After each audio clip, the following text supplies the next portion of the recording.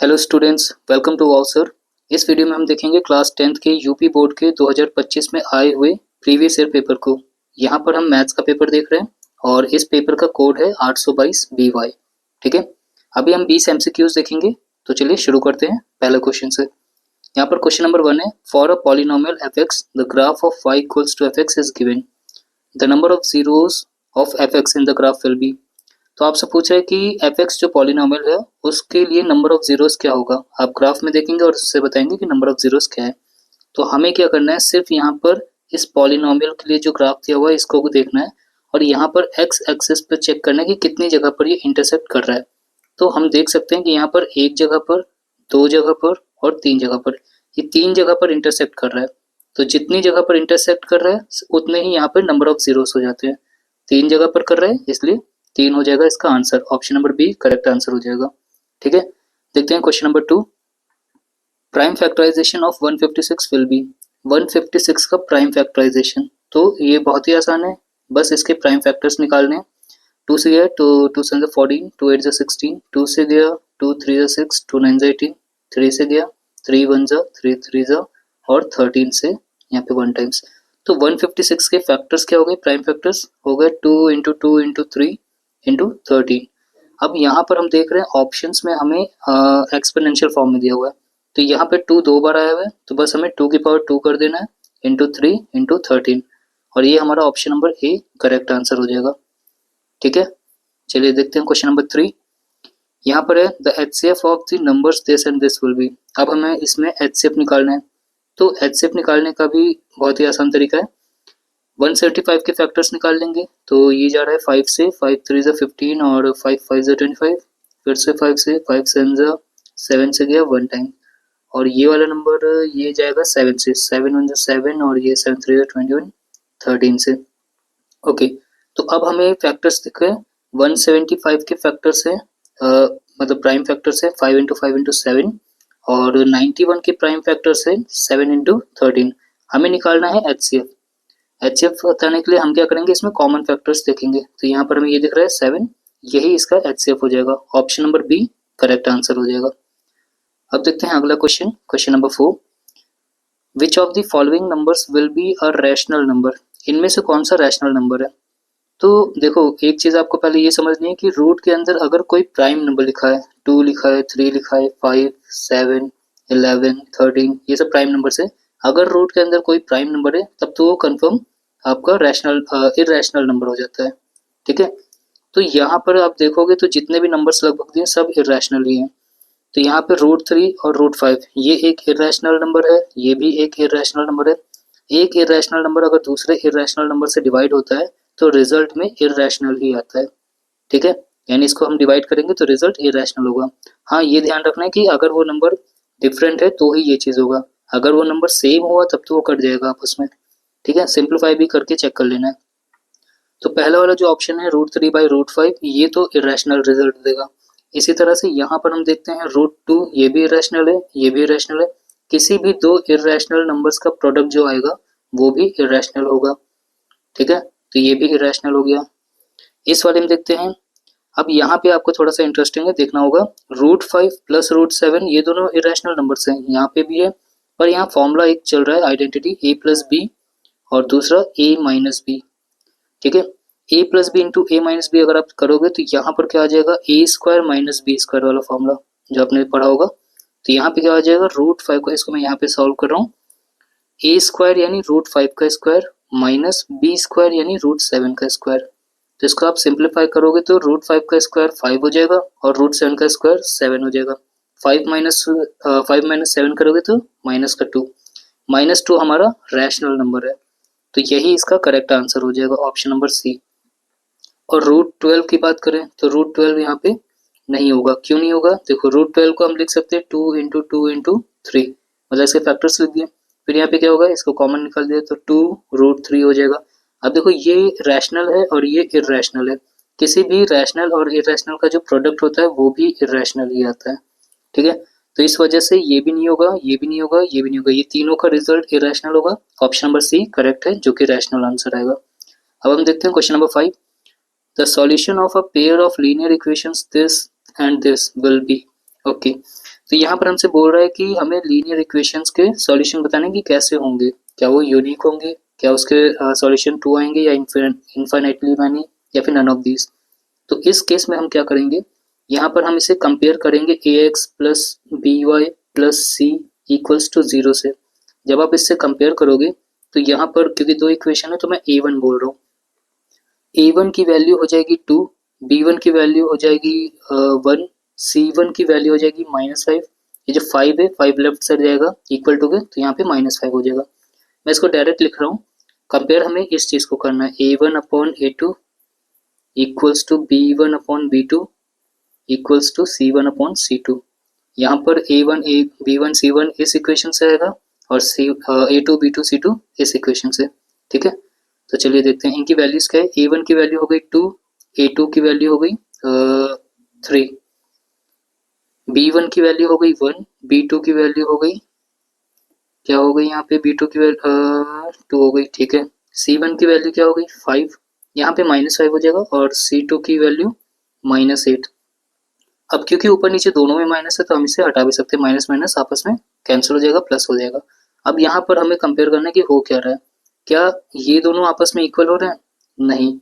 अगर पहला ही a1 upon a2 और b1 अपॉन b2 ही अगर आपस में इक्वल नहीं होते तो इसका मतलब है कि यहाँ पर जो सॉल्यूशन होगा वो यूनिक बनेगा। ठीक है, सॉल्यूशन जो होगा वो यूनिक होगा। बस इसका यही आंसर हो जाएगा, ऑप्शन नंबर ए। आते हैं क्वेश्चन नंबर 6 पे। 25th term of an AP this will be, okay. तो यहाँ पर एक एपी दी हुई है, हमें उस एपी का 25th टर्म निकालना है। तो देखो कैसे निकलेगा, यहाँ पर ए जो हो जाएगा वो हो जाएगा 6, फर्स्ट टर्म ही होता है। अच्छा, कॉमन डिफरेंस क्या हो जाएगा, a2 माइनस ए1 हम करते हैं, a2 माइनस ए1 यानी 10, ये हमारा a2 है ये a1 है, तो 10 माइनस 6 करेंगे तो 4 आ जाएगा, कॉमन डिफरेंस 4 हो गया। अब यहाँ पे हमें निकालना है n यहाँ पर है 25, क्योंकि हमें 25th टर्म निकालना है। तो इसका फॉर्मूला होता है an का formula a plus n minus 1 bracket में इंटू डी। a की वैल्यू क्या है 6 है, प्लस n माइनस 1 यानी 25, n की वैल्यू 25 है -1 इंटू डी, डी की वैल्यू क्या है 4 और an यानी a25। तो बस अब इसे सिंप्लीफाई कर देंगे, इसका आंसर आ जाएगा 6 प्लस 24 इंटू 4, तो ये हो जाएगा 6 प्लस 96 और ये हो जाएगा 102। तो 102 यानी ये ऑप्शन नंबर बी इसका करेक्ट आंसर हो जाएगा। 25th टर्म इस एपी का 102 हो गया। अब हम देखते हैं अगला question, question number 7। If one root of the quadratic equation this, if one root of the quadratic equation of this is -2 then the value of p will be। देखो यहाँ पर एक क्वाड्रेटिक इक्वेशन दी हुई है और यहाँ पर हमसे p की वैल्यू पूछी गई है। तो ये बहुत ही आसान है क्योंकि यहाँ पर एक रूट दिया हुआ है, रूट असल में क्या होता है x की वैल्यू ही होती है। तो हम इस इक्वेशन में अगर x की वैल्यू रख देंगे तो हमें p की वैल्यू पता चल जाएगी, क्योंकि x की वैल्यू ऐसी होती है कि वो इक्वेशन को सेटिस्फाई करती है। तो x की वैल्यू इन्होंने दी है -2, यहाँ पे हम x की वैल्यू -2 रख के सॉल्व कर देंगे, 2 into -2 minus P equals to 0।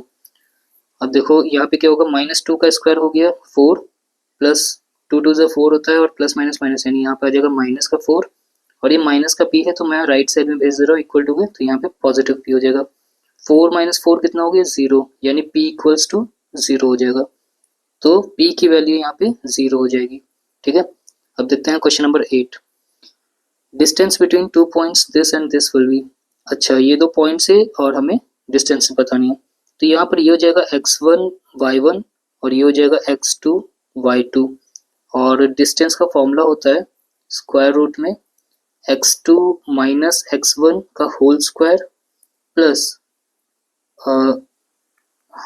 y2 minus y1 का whole square.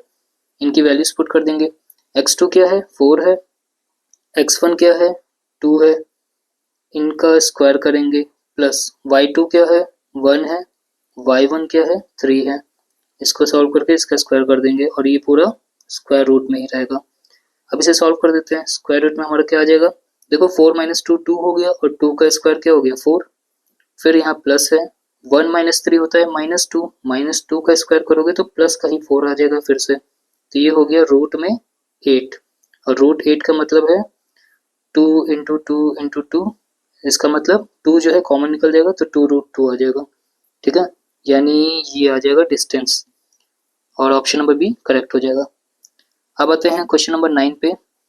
Area of sector of angle theta of a circle with radius R will B.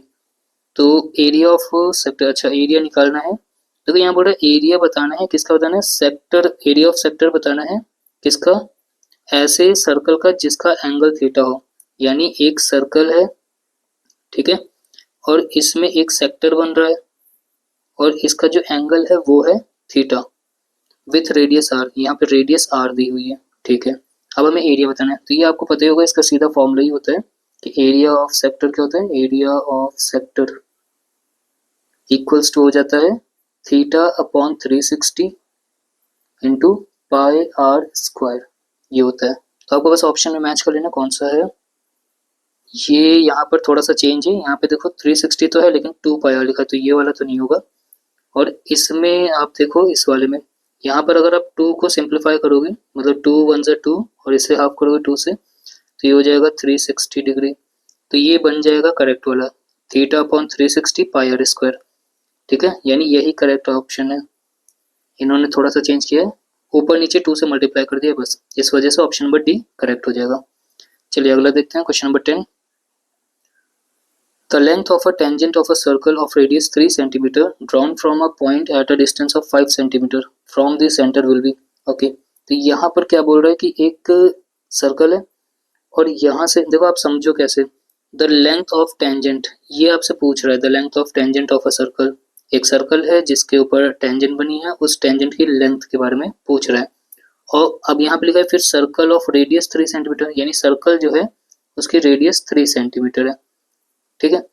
Drawn from a point, अब जो tangent की बात कर रहा था ना, तो टेंजेंट की बात हो रही कि वो ड्रॉ कहाँ से हो रहा है, from a point at a distance of 5 centimetre from the centre, यानी एक पॉइंट से एक टेंजेंट बना हुआ है जो कि 5 सेंटीमीटर की दूरी पर है सेंटर से, ठीक है, यानी ये 5 है, तो आप देखो ये 5 हो गया, ये 3 हो गया, और ये जो यहाँ पे टेंजेंट बनेगा ये आपसे पूछ रहा है कि बताओ टेंजेंट क्या होगा, ये वाली चीज। तो आपको क्या करना है, बस यहाँ पे इस तरह से कर दे। अब देखो यहाँ पे फॉर्मूला लगा दो, इसमें थोड़ा सा मैंने डायग्राम अच्छे से नहीं बनाया, आपको अच्छे से बना के दिखा देता हूँ, बन गया, ये लो। अब देखो टेंजेंट, आपको एक प्रॉपर्टी याद होनी चाहिए कि जो टेंजेंट होता है सर्कल का टेंजेंट, वहां पर जब सेंटर से अगर लाइन आती है तो ये 90 डिग्री बनाती है। अब अगर ये 90, ये हमेशा बनाती है, ठीक है, ये अगर 90 बनाती है तो इसका मतलब यहाँ पे हम पाइथागोरस लगा सकते हैं। अब यहाँ पे परपेंडिकुलर 3 हो गया, हाइपोटेन्यूज 5 हो गया, ठीक है, ये हाइपोटेन्यूज हो गया, ये परपेंडिकुलर हो गया, तो बेस आप निकाल लोगे फॉर्मूले से, और बेस आपका 4 आ जाएगा यहाँ पे, और ये जो बेस है यही टेंजेंट है, तो टेंजेंट का मतलब पता चल जाएगा हमें आंसर, ठीक है। क्यों, कैसे पता चला मेरे को डायरेक्ट, क्योंकि 3 और 4 और 5 का ट्रिपलेट होता है, 3 4 5 का पाइथागोरियन ट्रिपलेट होता है, आपने पढ़ा होगा। चलिए आगे बढ़ते हैं, क्वेश्चन नंबर 11 पे। In the figure the value of angle P will be, okay, यहाँ पर हमें एंगल पी का है, ये इसको बताना है कि एंगल पी की वैल्यू क्या होगी, एंगल बताना है हमें, ठीक है, इसकी वैल्यू। तो आपको पहले कंपेयर करना होगा इसमें हो क्या रहा है, तो अगर आप ध्यान से देखोगे तो यहाँ पे क्या हो रहा है, देखो 3.8 जो लेफ्ट साइड में है, इसको अगर आप 2 से मल्टीप्लाई करते हो तो ये 7.6 हो जाता है, यानी ये वाली लाइन जो है वो इस वाली लाइन के क्या बोलेंगे, सिमिलर है, ठीक है, ट्राइंगल के हिसाब से सिमिलर हो रही है। फिर दूसरी लाइन देखो इधर से AC वाली, तो यहाँ पर ये है और यहाँ पर ये है, ये कैसे पता चला, अगर आप यहाँ देखोगे कि 3√3 को अगर हम 2 से मल्टीप्लाई करते हैं तो ये 6√3 बन जाता है, ठीक है, जिस तरह से हमने यहाँ 2 × 3.8 किया था तो 7.6 बना था। तो इसका मतलब क्या है कि ये जो एंगल है रेड और ब्लू लाइन के बीच में, ये आपका सिमिलर होगा, और सिमिलर ट्राइंगल्स में एंगल जो होगा वो इक्वल होता है, तो 80 डिग्री है तो ये भी 80 डिग्री होगा, ठीक है। अब आप देखो यहाँ पर रेड ये वाली थी, AB वाली रेड है, तो इस साइड में RQ रेड हो रही थी, तो यहाँ पर ये एंगल जो होगा इस एंगल के इक्वल होगा, यानी एंगल B जो होगा वो एंगल Q के इक्वल होगा, इसका मतलब है ये 60 हो जाएगा। और हमसे पूछा कि एंगल P कितना होगा, तो 80 और 60 दो एंगल हमें पता है, तो तीसरा निकल जाएगा, टोटल होता है 180, 180 में से माइनस कर देंगे 80 60 140 होता है, और माइनस कर दो तो यहाँ पे आ जाएगा 40 डिग्री, यानी ऑप्शन नंबर बी इसका करेक्ट आंसर हो जाएगा। ठीक है, क्वेश्चन नंबर 12 देखते हैं। Median class of the following frequency distribution will be. अच्छा, अब हमें बताना है मीडियन क्लास क्या होगी। ठीक है, तो मीडियन क्लास कैसे पता चलेगा देखते हैं। यहाँ पर है क्लास इंटरवल दी हुई है फ्रीक्वेंसी। इसके लिए देखो आपको क्या करना है, सबसे पहले आपको क्लास इंटरवल मतलब ये टेबल आपको लिखनी पड़ेगी, बनानी पड़ेगी। 0 से 10, 10 से 20, 20 से 30, 30 से 40, 40 से 50 और 50 से 60, यहाँ तक है टेबल में। फिर इसके बाद में ये हो गई हमारी क्लास इंटरवल। इसके बाद में हमारा आएगा फ्रीक्वेंसी। फ्रीक्वेंसी क्या क्या दिया हुआ है, 7, 12, 18, 15, 10 और 3, ये फ्रीक्वेंसी है। अब हमें यहाँ पे निकालना होगा कम्युलेटिव फ्रीक्वेंसी। ठीक है, CF। तब ये होता क्या है, यहाँ पर आपको सिर्फ पहला नंबर जैसे फ्रीक्वेंसी का 7 है, 7 हो गया। फिर 7 + 12 करेंगे और जितना आएगा वो यहाँ पे लिख देंगे। तो 7 + 12 19, फिर 19 + 18 ये हो जाएगा 37, 37 + 15 ये हो जाएगा 37, 47, 52, फिर 52 + 10 62 और ये हो जाएगा 65।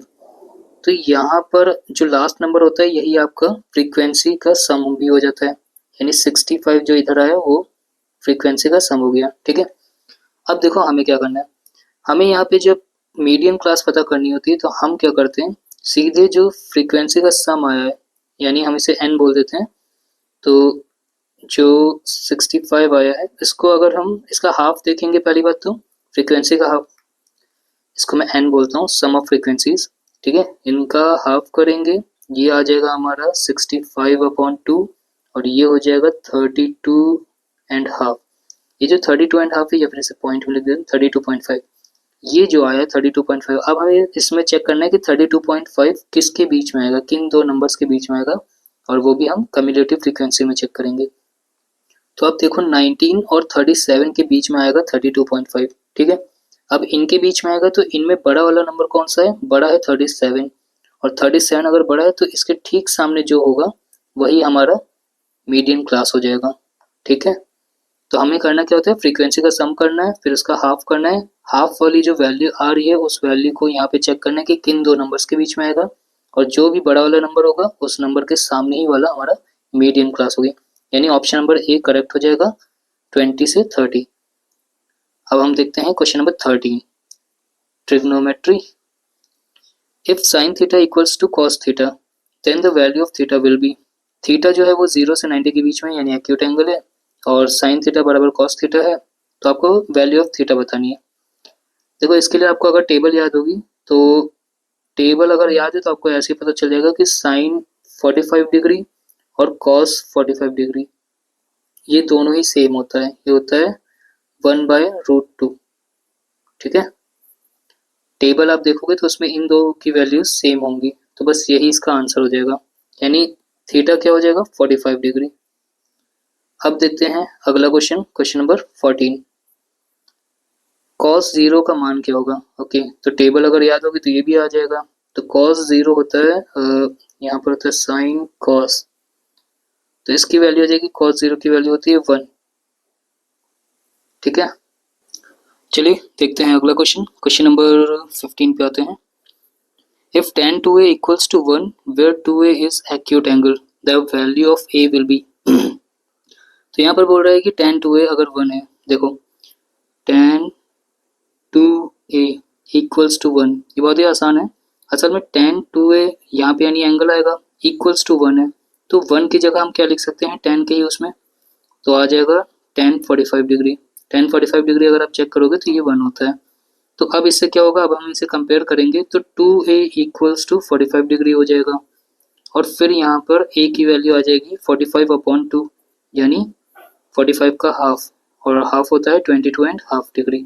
ठीक है, तो ऑप्शन नंबर बी जो है ये इसका करेक्ट आंसर हो जाएगा। तो हो गया क्वेश्चन नंबर 15। अब आते हैं क्वेश्चन नंबर 16 पे।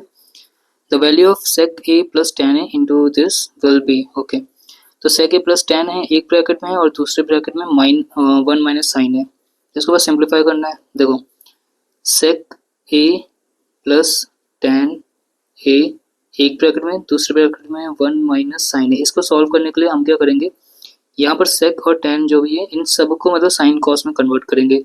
तो सेक होता है 1 अपॉन कॉस ए, टेन हो जाएगा 1 नहीं, टेन हो जाएगा sine upon cos A, sign A upon cos A. ये एक ब्रैकेट में था, दूसरे ब्रैकेट में है 1 माइनस साइन ए। ठीक है, इसके अपॉन में कुछ नहीं तो होल अपॉन में हम 1 लिख सकते हैं। अब देखो यहाँ पे क्या होगा, इस साइड में कॉस ए और कॉस ए का एलसीएम ले लोगे तो कॉस ए आएगा, एलसीएम ले लिया तो ऊपर क्या आ जाएगा, यहाँ पर आ जाएगा 1 और ऊपर आ जाएगा साइन ए। ये मतलब सेम हो जाएगा क्योंकि नीचे बेस सेम है। फिर दूसरे ब्रैकेट में 1 माइनस साइन ए होल अपॉन 1। तो यहाँ पर अगर आप देखोगे तो नीचे तो मल्टीप्लाई हो रहा है कॉस ए इंटू 1 यानी कॉस ए आ जाएगा, ऊपर क्या हो रहा है 1 plus sine A into 1 minus sine A, तो a plus B into A minus B, ये क्या हो जाता है A square minus B square यानी साइन स्क्वायर। ठीक है, अब ये जो 1 स्क्वायर है 1 स्क्वायर मतलब 1 ही होगा, तो 1 माइनस साइन स्क्वायर ए हो गया। अब देखो इसको यहाँ पे लिख रहा हूँ, 1 माइनस साइन स्क्वायर ए हो जाता है कॉस स्क्वायर ए, और बस आपका आंसर आ गया cos square A upon cos A. इसको सिंप्लीफाई कर दो, कॉस ऊपर है 2 नीचे 1 है तो ऊपर नीचे कटेगा तो एक कॉस बच जाएगा, तो कॉस ए आपका ये यहाँ पे आंसर हो जाएगा, यानी ऑप्शन नंबर डी इसका करेक्ट आंसर हो जाएगा। ठीक है, अब देखते हैं question number 17। The mean and median of a frequency distribution are this and this respectively. The value of mode for the distribution will be okay. तो इसने बोला कि मीन जो है वो ये है और मीडियन जो है वो ये है, यहाँ पे लिखा है रिस्पेक्टिवली, इसका मतलब होता है कि जो पहले हमने बोला वो पहला वाला है, जो दूसरा बोला वो दूसरा वाला है। ठीक है, the value of mode for the distribution will be, तो मोड पूछा जा रहा है तो इसका डायरेक्ट फॉर्मूला होता है, आपने सुना होगा 3 माइनस 2 इक्वल्स टू 1, तो इसी से बनता है 3 मीडियन। ठीक है, ये फॉर्मूला आपको याद होगा तो बहुत बढ़िया, 3 median minus 2 mean equals to mode, मतलब 1 मोड बोलो या मोड बोल लो डायरेक्ट। तो 3 मीडियन यानी 3 टाइम्स मीडियन, मीडियन क्या है 25.8, फिर माइनस 2 मीन, तो 2 इंटू मीन, मीन की वैल्यू क्या है 26.1 इक्वल्स टू मोड। अब इसे हम सिंप्लीफाई कर देंगे, सॉल्व कर देंगे तो यहाँ पे आंसर आ जाएगा। तो इसे कर देते हैं, 3 8 24, 2 कैरी, 3 5 15 और 3 24, 2 कैरी 15 2 17, 1 कैरी 3 6 1 7, माइनस 2 से मल्टीप्लाई करो, 2 1 2, 2 6 12 2, 1 कैरी 2 2 4 1 5 इक्वल्स टू मोड। इसको बस माइनस करना है, तो 4 में से 2 गया 2 बचा, 7 में से 2 गया बचा 5 और 7 में से 5 गया 2, 25.2 इक्वल्स टू मोड। तो आप देख पा रहे हो यहाँ पे ऑप्शन नंबर सी जो है ये इसका करेक्ट आंसर हो जाएगा। देखते हैं question number 18, the model class of the following will be. अरे ये तो सबसे आसान है, जब मॉडल क्लास बोले और फ्रीक्वेंसी मतलब यहाँ पे टेबल ऐसे दी हो तब आपको सिर्फ ये देखना है कि फ्रीक्वेंसी हाईएस्ट फ्रीक्वेंसी कौन सी है, तो ये हाईएस्ट फ्रीक्वेंसी है। ठीक है, इसके ठीक सामने वाली जो क्लास होगी वही आपकी मॉडल क्लास हो जाती है, तो इसका आंसर हो जाएगा ऑप्शन नंबर डी। ठीक, ये इसका करेक्ट आंसर हो गया। अब question number 19, the area of rectangular field is 30 metre square. ठीक है, if its length is 1 metre greater than its breadth x, then the quadratic equation to find them. देखो यहाँ बोल रहा है कि area of rectangular field 30 metre square दिया है। ठीक है, अब देखो एरिया दिया हुआ है 30 मीटर स्क्वायर और यहाँ पे लिखा है अगर if its length is 1 metre greater than its breadth x, यानी ब्रेड्थ को ये बोल रहा है कि x है, ब्रेड्थ अगर x है और जो लेंथ है वो ब्रेड्थ से एक ज्यादा है, ब्रेड्थ से एक ज्यादा क्या होगा x प्लस 1, भाई ब्रेड्थ x है तो लेंथ हो जाएगी x प्लस 1। तो एरिया अब हमें क्या करना है भाई, सीधा सा फॉर्मूला आ जाएगा, एरिया इक्वल्स टू क्या होता है लेंथ इंटू ब्रेड्थ होता है। तो एरिया की जगह हम लिख देंगे 30 मीटर स्क्वायर और लेंथ इंटू ब्रेड्थ, यानी लेंथ क्या है x प्लस 1, दूसरे ब्रैकेट में ब्रेड्थ क्या है x है।